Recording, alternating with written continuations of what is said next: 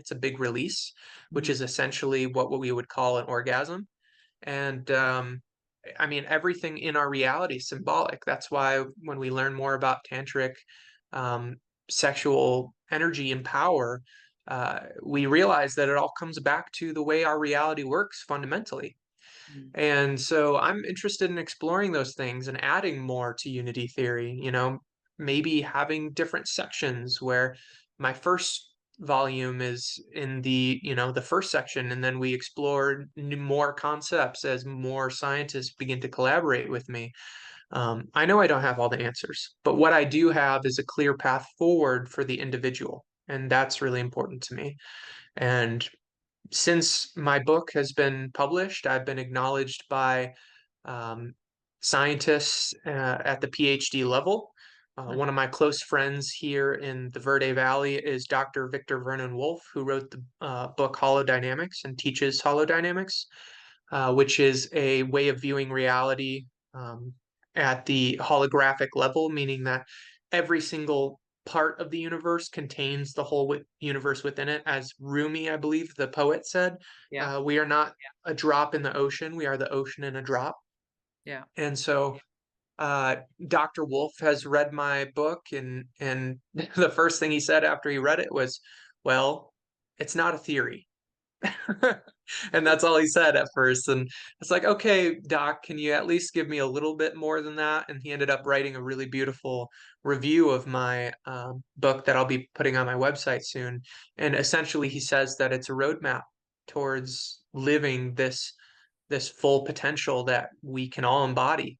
Some may call it the Krishna self or the Christ self or that highest divine aspect of us. We can bring that in whenever we want. We just have to choose to do it. Yeah. And along, with Dr. Wolf recognizing my work, I've also been invited to become part of the team of scientists for uh, the Alliance for Extraterrestrial Diplomatic Contact, which you can learn more about at Alliance for, like the number et.org. I'm on the international team of scientists. Most of them are PhDs, and It's it's just amazing. been very profound to be received in this way and to be acknowledged by my peers. Because for anybody who's watching this, I'm not trained by university standards. I'm self-taught, and the way that I look at it is everybody has their own path, and I think it's beautiful that people have gone to university and gotten their degrees and spent that much time. But for me, I I personally am not going to rely on a piece of paper to be who I'm meant to be. Yeah. And so one thing that's really funny to me when people ask, like, "Are you a real physicist?" And then What I'm does like, that "Are mean? you a real person?" Like, it's just like, what kind of question is that? People are so Um, brainwashed, unless you have a piece of paper from one of the respected universities, you can't possibly be, a real physicist, right? right, yeah. Yeah. And so, yeah, that's just a bit of what I've been, working on lately and putting out. So, um, yeah, Amazing. So, I've listened to a couple of your interviews, which I found fascinating. I was like, who is this guy? I need to get him on as soon as possible. But I heard you speak extensively about Jasara Nasara, the subject of natural law and claiming back our sovereignty and our birthright. So, and I'm quite passionate bringing more information forward on that subject. So maybe tell us about how you got into the subject and what you know of the subject, sort of latest developments. sure. So, to be clear, with Nisara Jasara, that's not my focus or my expertise, but I am aware of it and the the whole energy that is behind that system. And so I know that it's been in the works behind the scenes for decades. I mean, back to the JFK presidency, and it's tied to things like 9/11. because it was supposed to be released around that time. Mm. And so that's why the dark agenda had to use a new distraction to keep it from coming forward. And so we're living in the time in which it's going to come forward any minute. But I want to be clear that what we don't think about is the collective vibration of humanity and how crucial that is for this system to come forward. And so I haven't really articulated this in any other interview. And what I mean by this is that there are so many individuals out there that they're just waiting for Nasara Yeah. Jasara to come out. Mm. And that's, to me, the very reason it's not coming out Yeah. soon like we Yeah. want it to, because we need to be willing to step into our sovereignty, into our power, Yeah. to hold these beings accountable and say, hey, we know this system exists. We're using it now, whether you like it or not. And that's the fearlessness, that's the Yeah. courage that we need in order to be able to manifest that for our collective reality. And so I'm challenging. That's I took the Enneagram personality test, and I'm an 8. I'm a challenger, and so I'm here to break paradigms, shatter illusions, to challenge people to step into their power and be their greatest self. Mm. And so if somebody's watching this and they are waiting for Nasara and Jasara, I appreciate you and I love you, but are you going to wait for it? Or are you going to manifest it? Yeah. Because they're two very different things.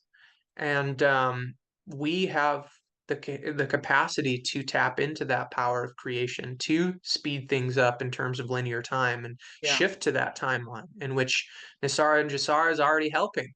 But the thing is, we're all waiting for these.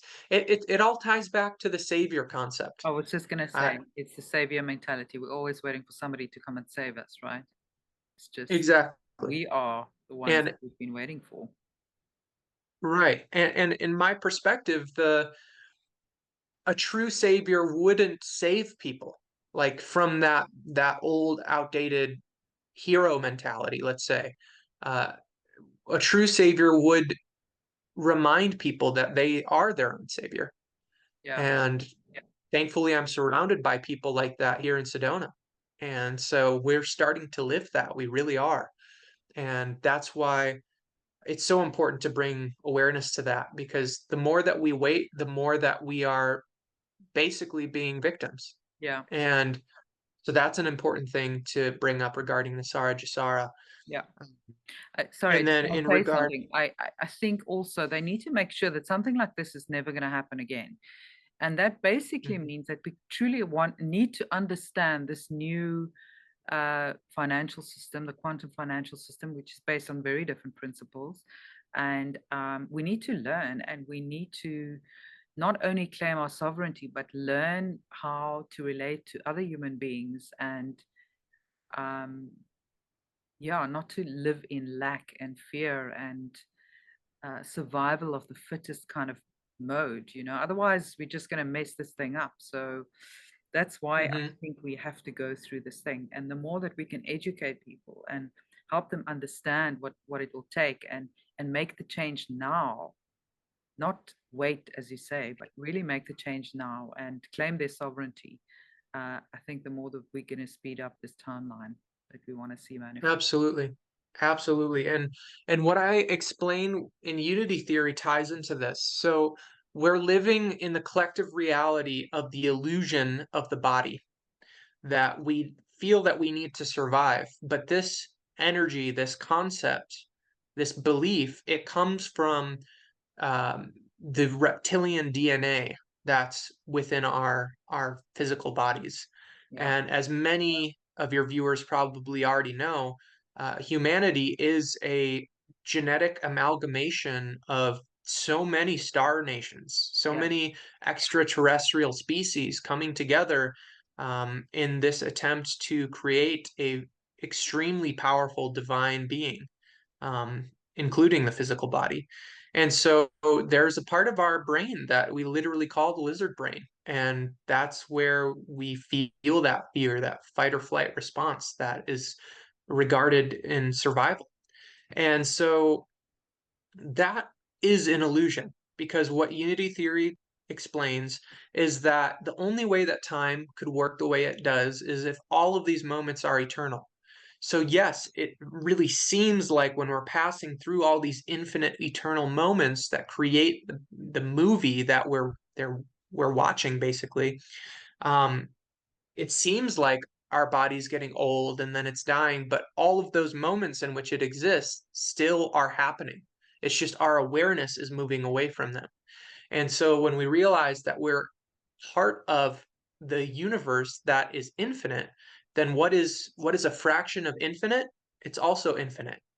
Therefore, energy can't be created nor destroyed. And we have evidence of people having past life memories that have been verified scientifically. So, since energy cannot be created nor destroyed, the energy of our consciousness must go somewhere else, meaning that we are all eternal beings, which essentially completely invalidates and disqualifies the concept of death. And that is where we're moving to a reality in which we're not afraid of death, therefore we don't manifest it. Mm, Um, and the collective vibration, it has to do with everything. Everything is vibration. What are the moments that we're tapping into? They're infinitely complex vibrations. So when all of humanity says, "Oh, I'm going to get old and I'm going to get sick and die," what do we all tend to experience? That very thing. mm. But what if we said, "No, I'm done aging," which is exactly what I'm doing. On September 2nd of this year, I'm turning 27. The last year I turned 27. So I'm 27 turning 27. And I'm saying that's what my creation is. I'm not I'm not aging anymore. I'm done because that's the energy that I'm putting out. And the more people that start to do that, the more that we're going to see in this grand unity experiment that holy cow, we're all slowing down our aging. What is this? And then it happens at a greater level, a greater rate. And then we start moving into things like the ascension, where we fully integrate the awareness of our capacity for power and growth and evolution, and then our cells reflect that. And so that is what's close on the horizon. And so when it comes to, I mean, we're unpacking a lot here. Do you have anything that you want to ask about before we go into the whole sovereignty thing? Yeah, no, I agree. It's, it's the power of belief. We've been told that we're going to get old and die and, at a certain age. So that's exactly what we do. And we've been kept into this matrix of fear and limitation and Hmm. powerlessness. And it's been maintained for thousands of years, basically. And really the only thing that's holding us back. Once that dissolves, there's really nothing stopping us from manifesting a whole different reality. Um, Absolutely. yeah, it's really the fact that we need to empower ourselves and believe that A, we're not going to age, B, we don't have anything to be scared about. There's no fear is not something that serve a purpose anymore because we're not in the jungle anymore that we have to run away from tigers and lions, you know. Hmm. So this constant element of fear that has been pushed into our lives via the mainstream media, social media, the politicians, you name it, they're all designed to instill fear in our lives. Once that is dissolved, once that game is up, then I think it's a whole new world waiting for us. Absolutely. Being. But yeah, let's maybe jump into Jasara Nasara, what your view on that is. And I know that you've done some things to create your own sovereignty in terms of where you live. I've heard other people do similar things. So maybe tell us a Hmm. little bit of those anecdotes so we can. Sure. Yeah. So uh, I feel that I really have shared as much as I can about Nasara Jusara. Again, I just want to emphasize that it's going to happen as fast as we all decide it happens. We're not waiting for that thing to come save us. But in regard to sovereignty, this is the next big step, I feel, in my personal reality. And I want to be clear, something that I like to say typically at the beginning of interviews, that I forgot this time, is that whoever's watching this, only take what resonates and disregard the rest. I'm not here to convince anybody. I'm not here to, yeah. And so when it comes to me, I feel that I have been shown the easiest path of least resistance to move forward. And to me, that is what is known as quantum syntax language. And this language, it was proposed by, or I should say, founded or invented by David Wynn Miller, who was, I believe, he was once a lawyer, I believe, and he worked in law, but he had so many cases in which he realized that the judge had this crazy power to just screw him over, or basically not be fair. And he couldn't figure out why this was happening. And one of these judges said to him, "Well, maybe if you can find a mathematical way to interact in the court system, then maybe you'd have a chance." And he said, "You know what? I'm going to do that." And so what he did is he worked at decoding the English language. And by doing that, he basically decoded all the 5,000 or so languages across the planet that, when translated to English, um, work against us. And so going back to biblical times, and what's described in the Bible is that there was this Tower of Babel, and the creation of this tower created the scattering of languages and this way of speaking that made it so that we couldn't fully understand each other. And the thing is that is very true. In fact, it's still true to this day. We are speaking in Babel, in Babylonian. And this Babel has caused us to divide ourselves, to separate ourselves, because if I say something to someone else, what they actually are receiving is not the true intent of what I'm saying. They're receiving their own projection of it, their own interpretation of it. Just in the same way that we could both look at a color, let's say the color red, and I could ask you, what color of red is this? Is it, is it a deep red? Is it a burgundy red or a crimson red? And we could argue forever at what type of red it is.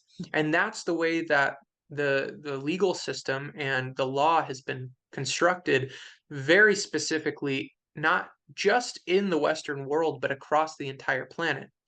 So at some point in human history, though it was very cleverly covered up, the Vatican claimed that it was the leadership of the planet.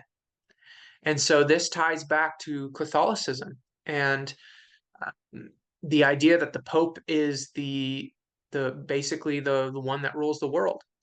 And so through what's known as the Sesta KV Act in 1666, interesting number 666, the Pope claimed that anyone that didn't outright declare that they were a living being and had witnesses that were also living beings to verify that they were alive, that every person on the planet was declared dead and or lost at sea under maritime law. And what this means is that a corporation, aka a corpse, a dead entity, could have power over other dead entities on paper. And this is in the United States, it's known as the straw man, the birth certificate, the social security card. And we have been led and programmed into believing that that all capital name that we have on those documents is us, but it's not. That's the big one over. That's the big lie that we've all just accepted as the truth.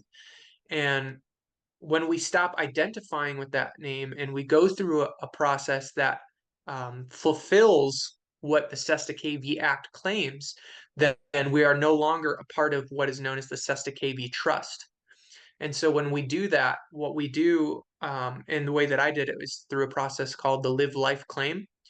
Um, what we're doing is we are revoking our consent that we gave as spiritual beings coming into this planet in these baby bodies. Um, there's this psychic agreement that we agreed to, and now we're revoking that psychic contract. We are taking our sovereignty back within the matrix so that basically we become untouchable. How? Because everything that they do within the system is in regard to free will. And so the way that I'm describing this, I wish I could share the feeling that I feel, or I should say the knowing that I know. And it's that the way that reality works fundamentally is that we are all God, and God can't force God to do anything that God doesn't want to do. Mm. It's like trying to, have a thumb war with yourself. You can only lose with the right hand if you choose to let the right hand lose. And so that's the way that reality works. So our entire language has been specifically written to get us to think that we're saying one thing, but on the spiritual level, we're actually saying something else. So when we submit our forms to the government, what we're saying is we are submitting to the authority of mind control. What does government mean? To govern the the mental, the mind. It's all in the words. It's all in everything that they're doing, everything that they are putting forth with us. They are only suggestions to contract. So that's how they can have power over us, because if we're in the Sesta KV trust and we are considered dead on paper, then what we're saying is we can no longer make contracts. And since we can't make contracts, then we can only receive them if they are attached to our all caps name. And so when we get out of the Sesta KV trust and we revoke our consent, that means we have power of attorney over the all caps name. It becomes our property. And so nobody can use that all caps name without our explicit written consent. And if they are doing so, they're committing fraud, they're breaking laws across the board, and they can be held accountable. And the minimum, from what I understand, uh, for the penalty of fraudulent conveyance of language, which is everything that they're doing using this Babel language, um, is $25 million fine and 30 years in prison. And so that's the extent of their crimes, let's say, of their uh, the things that they're doing against humanity. And so they know that. That's why the laws are written that way. And so the way that quantum syntax language works is that it is the English language, but decoded and proven to have many words that mean essentially 900 plus definitions. So if you're writing a legal document in Babel, in what the way that most legal cases are fought, let's say, or operated, then that means every single word you add adds 900 more definitions to what you're saying. So if you have a 3-page document with hundreds of words on it, I'm not a mathematician, but that's a lot of different ideas and concepts floating around. Which one are you talking about? It eventually becomes uh, just an assumption or presumption. And so we're assuming these responsibilities, we're assuming these fines, and the truth is we don't have to pay any of them. We don't have to go to jail. We don't have to do these things. The biggest thing over everything is public safety. So when someone hurts someone else, when someone damages something that belongs to someone else, then these things become situations where it doesn't matter who you are, you're going to be held accountable. You're probably going to spend some time in jail or prison. But when it comes to, for example, smoking cannabis or having your property a certain way or building something, nobody can tell us what to do. Yeah. Nobody. We're And just giving our power away. what if you signed a contract with the supposed, you know, your ID number and your all caps or whatever? Mhm. Does that mean you consented to this contract and that you are liable for it? Or in your opinion, is that only a contract with the straw man that has nothing to do with us as a natural person? Well, that's a great question, Anina. And I would say if you're out of the Sesta KV trust, meaning you have claimed that you are alive and you have witnesses verifying that, and your government has been notified of that, then I would say that it is only with the straw man. But if we're still part of the Cesta KB trust, then we are still consenting to the straw man. We're still identifying with it. So from the perspective of free will, we're still giving our authority away. And so that's why I feel that, or know, I should say, that the live life claim is so important. Um, the main thing that I've seen people get hung up on in regard to these concepts is that it's like, well, how do we know that this is going to work? You know, there are so many different ideas out there. uh, how is this qualified and the others aren't? And to me, that comes back to the numbers. So David Wynn Miller, when he decoded the English language, he created a system that showed that many words that use specific prefixes and specific letters in the beginning or maybe at the end, they're modified. And these modified words are basically saying nothing. They're saying, well, Yeah. here's the big word in here, but because of this prefix nullifies the entire word. So we're just saying nothing, and you're assuming something is being said. And so that's one thing. But that the importance of that is that he was able to show through a coding, a number system, which words were which. And so by using specific words within the quantum syntax language, it basically becomes a pattern of numbers that you can see. And so that pattern is important because it's read the same way front as it's read backwards. And so that means that it can't be misinterpreted. There aren't 900 definitions per what you're saying. It's one word per one definition. And then using that system, nobody can say that you're trying to mean something else. It's mathematically Yeah. qualified. And to me, that's the importance because that's the same thing that we're doing in the quantum financial system.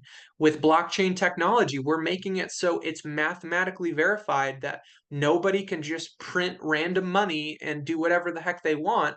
That if one thing changes, the entire structure changes. And that's the same thing with quantum syntax language is that when you're using that system, it can't be corrupted essentially because it's tied to numbers. And that's the huge thing is that when we use quantum syntax language, the beauty of it is the United Nations asked David Wynn Miller, well, all the land on the planet is spoken for. So where are you going to claim your unity states of the world nation? What land are you going to claim? And he, with his clever mind, said, we claim the land and the floor of every courtroom that is using quantum syntax language. So if you're in a court situation and you give them a quantum syntax document, boom, you have the jurisdiction. They can't argue it because the entire world accepted it because it was valid, because it was free will, and that creative energy had to be acknowledged by the universe. And so what people don't really know is that the bottom of the court is not a room. It's actually the paper itself. The paper is the court. And so when we realize that, then we realize that any single document using quantum syntax language immediately trumps everything else. And if they're not using quantum syntax language in response to that, or they try to say that your authority isn't recognized, then what they're doing is they're saying, okay, I've fully decided in my spiritual experience that I'm going to be held accountable under your authority so that you can receive abundance. Because with our straw man, with our birth certificate names, whatever system is being used in whatever government the people across this planet are part of, what they're doing is they're giving those false names, those corporate names, those dead names to the stock market. And they're making millions and billions of dollars off of every one of us, whether we know it or not. And so that's how much energy they've been cultivating from our lives. So, Mhm. what do you think is going to happen when you acknowledge that and you tell the universe, hey, I'm done being stolen from? I'm done with energy being, taken from my name, from my likeness. I'm taking it all back. What's the universe going to do? Well, it's going to take the scales and tip it back into your favor. So all that abundance that you've been giving away unconsciously can now come back to you fully. And so that's why I feel that all of this is extremely important for the next steps of humanity because I mean, it's written in the name of the nation that David Windmiller claimed. It's the unity states of the world, and that's the future. And when we unify, there's no faction, there's no dark entity, there's nothing that can stop us from creating a better world where all of us are accounted for. Everyone's got food, water, clean living, and a happy community. And when we realize how this reality works fundamentally, we all naturally become family again. Yeah, And so that's what I see playing out right now. yeah, absolutely. It's no longer win lose. It's just a win for everyone, you know. That's the way it's supposed to Right. be. Um, Hmm. that is so powerful. I mean, it's so simple yet so profound. Um, that process, the you call it the live life. Uh, Claim. Mhm. yes. Um, how does one go about completing that process? Do you need someone to help you? How did you go about claiming that for yourself? Sure. So that's another important question regarding this because there are a lot of resources out there, but this is one of those instances where I highly recommend that every single person that comes across this knowledge does it in their own way, follows their own path. But I'll recommend what I did is I learned Mm, for the most part, straight from the source, which is David Wynn Miller.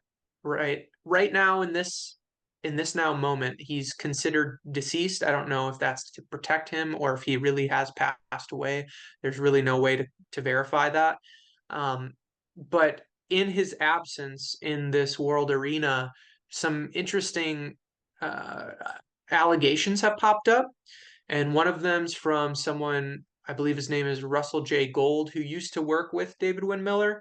And they were basically partners on all of this quantum syntax language. But almost immediately after Miller passed, Russell J. Gold started saying that David Windmiller was a crook and Oh, really? that he stole quantum syntax language and it was Russell's invention. And so to me, what my heart said in that moment when I learned about this, I was like, I don't trust Russell. I just don't. And, I'm not telling everybody else to not trust him. I'm Mhm. just sharing my experience. Allegedly, he's helped a lot of people, but I've also heard some really shady things too. Another individual that's bringing this information from David Windmiller forward is Mark Sean Christopher, who is a plenipotentiary judge in the UK and he's doing a lot of really great work on his YouTube channel. But the thing is, if you really want to learn the important stuff, the stuff that I'm learning about, he wants people to pay thousands of dollars. And to me, that's just ludicrous. This information deserves, I mean, the people deserve this information. Yeah, We need to get it out there. yeah, And so I'm currently in my own process of reading David Windmiller's book, which I highly recommend for those that are really dedicated to learning about this. We need people that are ready and willing to be teachers of this information because it's so profound and so necessary at this time. And so I'm studying myself, but I know it's going to take, most likely hundreds to thousands of hours to fully integrate this knowledge to be able to share it confidently. And I'm currently going through my own process of holding judges and police officers and district attorneys accountable. Submit or bringing forth lawsuits in quantum syntax against them for the $25 million because they're using fraudulent language and they're trying to bully me, and I'm not yeah, going to have any piece of it. And I'm stepping forward with that courage, but it's still a learning process for me. That's why I'm reading David Windmiller's book, and I am watching all of his videos that I can find. He's got plenty of seminars that he did while he was alive that are great. And I mean, get a feel for his energy yourself. The yeah. man I'll made all definitely look these it up. amazing claims that if they're true, which to me they resonated, they felt like he was speaking the truth. I mean, he's had birds land on him while he's helping the Hawaiian people, reformat their constitution. And he's just got this pure energy about him. And Mm. so he's the one that I like learning from, even if he has already passed. And the more that I become comfortable with this, the more that I'm going to create my own videos on it. But in regard to the paperwork, you can find it online. You can find it from his book. It's the it's either the live life claim or the claim of the life. Um, and I recommend that people go through this process, but not everybody, and this is important, not everybody's going to be like me. Yeah. Not everybody's going to want to face an officer who Yeah. doesn't know what they're doing on the side of the road Yeah. is wrong. There may, Not someone everyone's that might say, brave, well, not everyone wants that kind of, they don't want to put themselves out there. They'd rather wait until somebody else does it and until it gets more mainstream. But, somebody's got to do it first. You mentioned some experiences you were driving without a license. Maybe you can touch on that story as well for the viewers. oh, sure. I don't think I've talked about this one on an interview, so that's interesting. But I recently was in Colorado for something called a rainbow gathering that happens. I think they happen all across the world, but this one was the 50th anniversary of the original tradition. So I was there celebrating, which actually has to tie into the Hopi prophecy and the prophecy of the rainbow children uniting the world. So I was there having a beautiful time, and then I had to get back to Mount Shasta for the conference in July. And on the 4th of July, on Independence Day, I was driving through Utah, and a officer pulled me over because there were I was on a road with 3 lanes on my side of the road, and the third lane I'd never seen before, but it had a solid white line. And the people that were driving in front of me were going like 20 miles under the speed limit. So I was like, all right, I'm just going to use this third lane and pass them real quick. Mhm. But apparently that was against the law, and this officer pulled me over. And I kept telling myself, when the time arises, I'm going to stand in my power. I'm going to stand in my sovereignty. I had all my paperwork on, in my dashboard. And so he pulls me over. I immediately start recording on the phone, and he starts asking me to give him my driver's license and registration. And the thing about contracting is if we start to do what someone says, that's consent. So if Yeah. I reach for my license or my registration, I'm consenting. I'm creating a verbal contract with a policy officer, a Yeah. corporate policy officer. Mhm. And so I said, officer, with respect, I don't have to do that because I am not within your jurisdiction. I am not an American citizen. I'm not a U.S. citizen. I am a national. And so looking back, I probably wouldn't have used the word national at that moment because It's become a bit of a it's swear as word, if isn't it? yeah, it's as if they have been trained against all of this, Yeah. that they've been lied to, that they have been misinformed to think that um, they still have jurisdiction, or that it's some sort of, in some extreme cases, it's seen as some sort of terrorist movement to be sovereign. Yeah. And so it's just, they're completely misinformed. But just the fact that I wouldn't give him my license and registration, I mean, you could see it in his face. It's as if he was trying to bully me, and then I wasn't taking it for the first time ever. And In a he just polite way, right? immediately In got, a very polite way what? as well.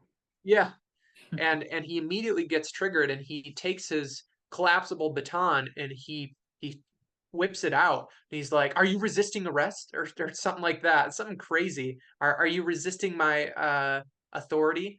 And he basically threatened to break my window in right there. I'm like, "Whoa, you're not doing that!" Like, I have my paperwork right here. Here's my live life claim. Here's the coroner letter, which shows that I was verified by a medical examiner to be a living being, and I'm not a part of the Sesta KV trust. And he didn't fully understand it. So in my experience, I had to go through that. They broke into my vehicle. They uh, threw me to the ground, cuffed me, and the entire time I told them, I'm not consenting to any of this. Everything that you're doing, you will be held fully accountable for. And they were in disbelief. They couldn't believe anything that I was saying because when we're doing this, we're essentially shattering their entire illusion, their whole livelihood. They believe that they're helping people and doing something good, but in actuality, they're bullying, they're extorting people, they're being pirates on the road, and they don't know this. And I have so much compassion for these beings. Um, but I had to go through that so that I could learn more about the sovereignty process, so Mm. that I could have a situation in which I can hold these beings accountable and receive abundance from it. This is the scales of abundance finally tipping in my favor now because I've taken responsibility and authority over my own reality. And so that's unfolding right now. And it was so interesting because I was just an observer mentality. After what I went through in Austin with Tesla and going into jail there, I wasn't afraid. And so I was just watching this experience unfold, and I was like, wow, this is really strange. Like, this guy's really losing it just because I'm not consenting No to what he fear, wants right? me. Yeah. So what actually happened? Did they arrest you, or what happened? They arrested me, and they claimed, because when he was first trying to, this is the funny thing, when he was first trying to break into my vehicle, I wasn't consenting to that. I didn't say he could get into my automobile. And so I had my car on and I started to let go of the brake a little bit so that he couldn't get his tool down in my passenger side window. And for some reason, right when I started to like lurch forward a little bit to keep him from getting in, one of the other officers that he had called for backup had started to walk in front of my vehicle. So I had to hit the brake. And by doing that, I made it clear that I wasn't consenting to what he was doing, yet I wasn't trying to hurt anybody. I was just trying to stay in my own sovereignty. But I put, I parked the car, turned the car off, and then he opened my door and he starts screaming that I was trying to hurt his fellow officer. And I'm like, no, I wasn't, not at all. And the other officer even admitted, he's like, no, he wasn't trying to hurt me. But that officer that arrested me lied on the report, said that I was being charged for assault on a peace officer. And then by the time that I got uh, an offer from a legal firm trying to represent me, which I never recommend. We have the power to represent ourselves. We just Yes. need to have the courage to do so. Um, when they sent me what they had received, it was completely different. It didn't say assault on a peace officer, it said refusal to comply with an officer's orders. And so they changed the entire charge. I mean, that's a break in the continuance of evidence. That's fraud. I mean, they were just showing their colors right then and there. Mm. And so while I was in jail for a little bit under 24 hours, I was able to see the judge relatively quickly. And I explained to her, I'm not a part of your system. You have no jurisdiction. And she just looked at me and lied through her teeth. And she says, yeah, I'm sorry. She tried to basically gaslight me, saying, "I'm sorry that you think you know what you're doing, Mr. Marsh," and that's my birth name is Marsh, and she tried to gaslight me, and I was like, okay, what is going on here? Because I know that this is the truth.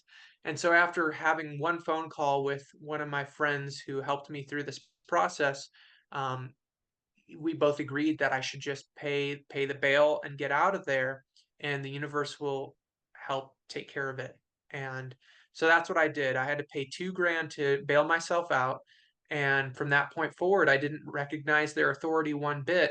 I did consent to appearing on a digital courtroom hearing, and in that hearing, I called her out in front of about 30 people, and I recorded this because I have power of attorney over my all caps name, meaning that um, from the quantum syntax perspective, I don't adhere to their false, fraudulent laws that if I quantum syntax prove that they're saying nothing, that they're speaking in babble.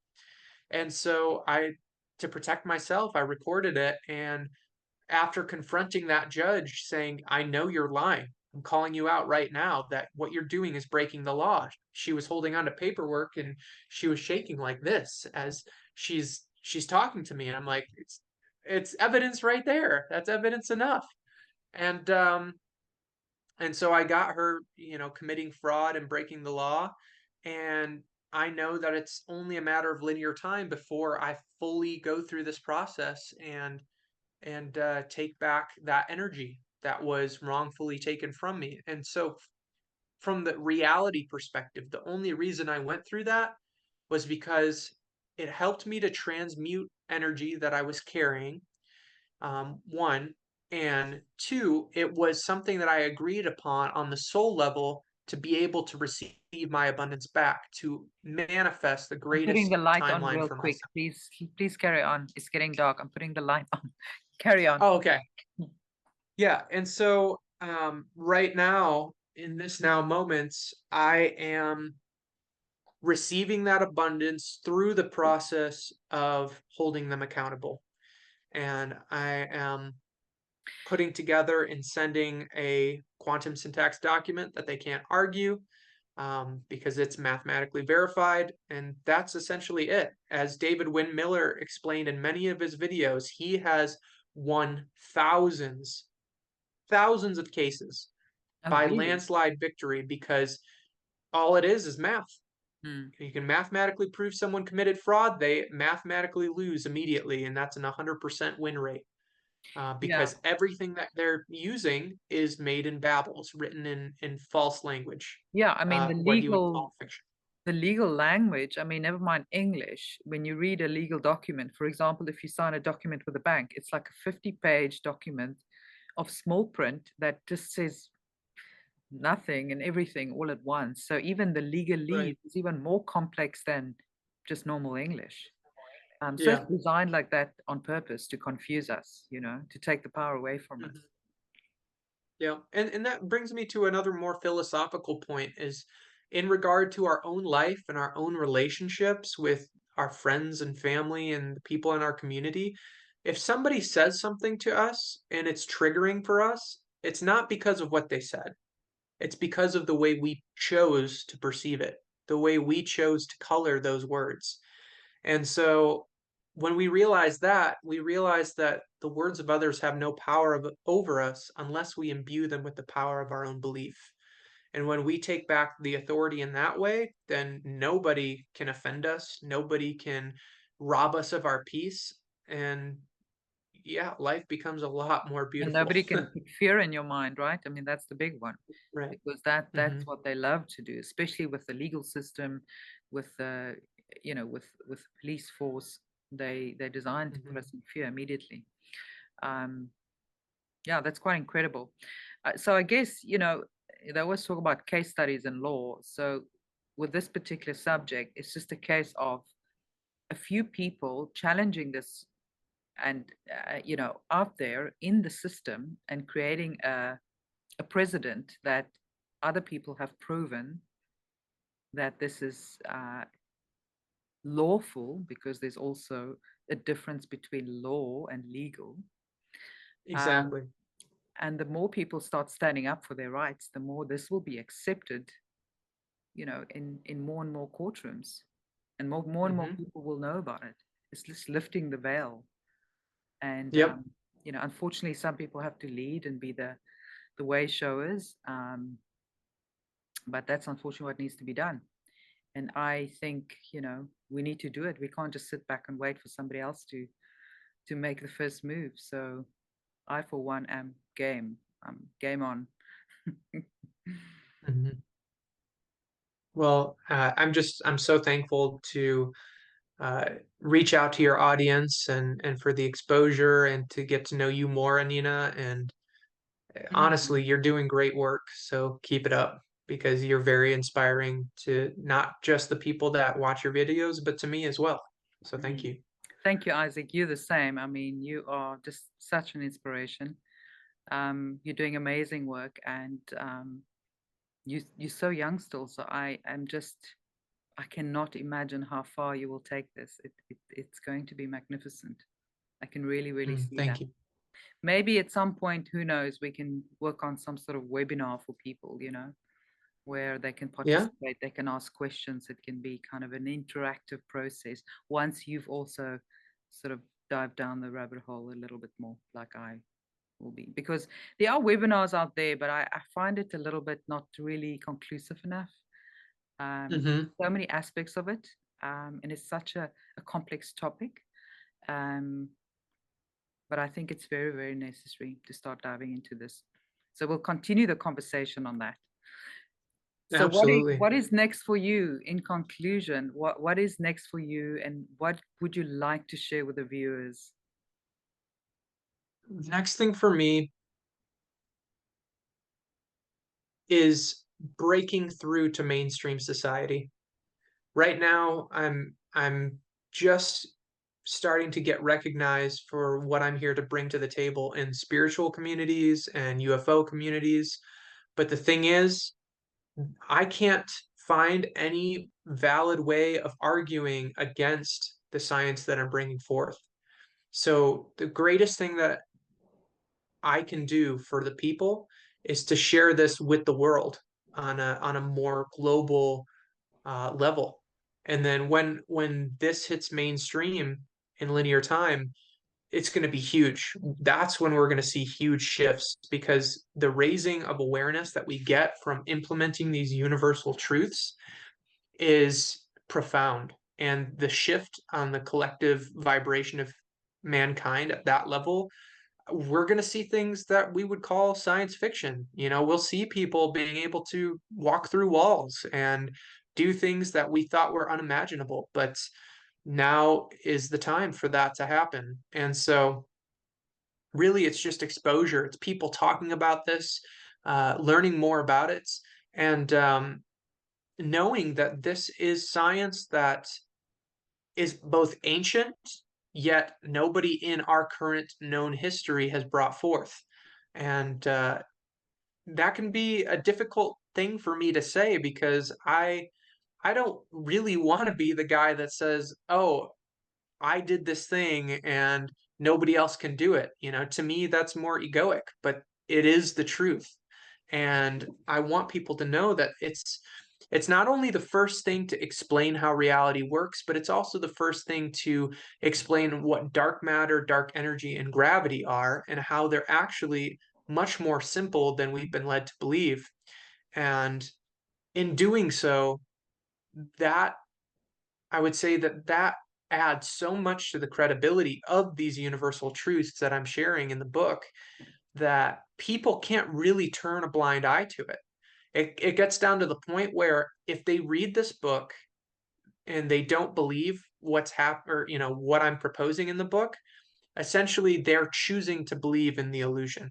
They're choosing to be faced with the facts but ignore them.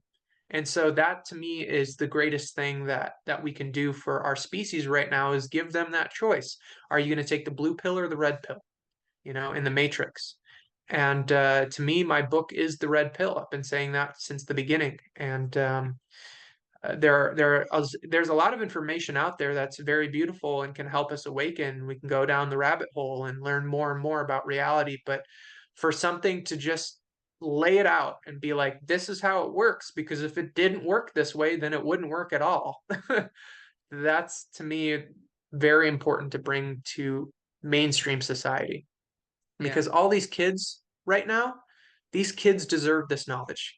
They deserve to know that they don't have to, get poison injected into them. They don't have to go along with what the world's trying to force down their throats. That they can be the future that they're meant to be for our species, and that's what I'm excited to bring to the world. absolutely. And I think a lot of kids today are just naturally, I just see them naturally think out of the box, and I think they are much more ready for this information than the older generation. But the key really Mhm. is having an open mind. And if we don't have an open mind, then, well, you know, then you might as well stop growing and stop living. Having an Hmm. open mind is really how we're going to move this thing forward. And yeah, how we're going to manifest this new 5D Earth, which I can't wait for. Hmm. Well, yeah, in regard to any ideas about co-creations in the future, I'd love to come up with something maybe like a webinar. My intention for that would to be able to have enough leaders such as yourself to come together and learn this science, learn the truth about reality, and be able to articulate it enough that it can be shared with other people so that we can get the message out there. And perhaps that will be in alignment. Who knows? Absolutely, 100% on board. So let's discuss how we're going to do this. Hmm.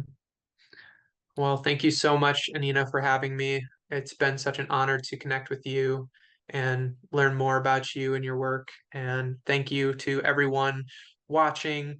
If anybody wants to friend me on Facebook, you can find me under Isaac Mars. If you want to find me on Instagram, it's at the Crimson Eagle, Crimson Eagle. And if anybody is interested in downloading Unity Theory, this information needs to get out to the world. So I only take love donation or, give it out for free. So just go to my website, thecrimsoneagle.com. That's amazing. And I'm thank you definitely all. going to be downloading it and jumping into it. I can't wait. Thank you so much Mm, for the work that you do and for your generous spirit and your inquiring mind. And I wish you all the best for the next chapter in this fascinating journey. And I can't wait till our next conversation. thank you, Anina. I appreciate you. Thank you, Isaac. I'm going to just say Hmm. goodbye to the Vivid Earth tribe. Thank you for joining us tonight. And I'm going to leave the copy of Isaac's website in the description and all the handles. And don't forget to share this video with friends so that we can get and reach more people with this very important information. And thank you for joining us. Thank you. Have a great evening. You as well.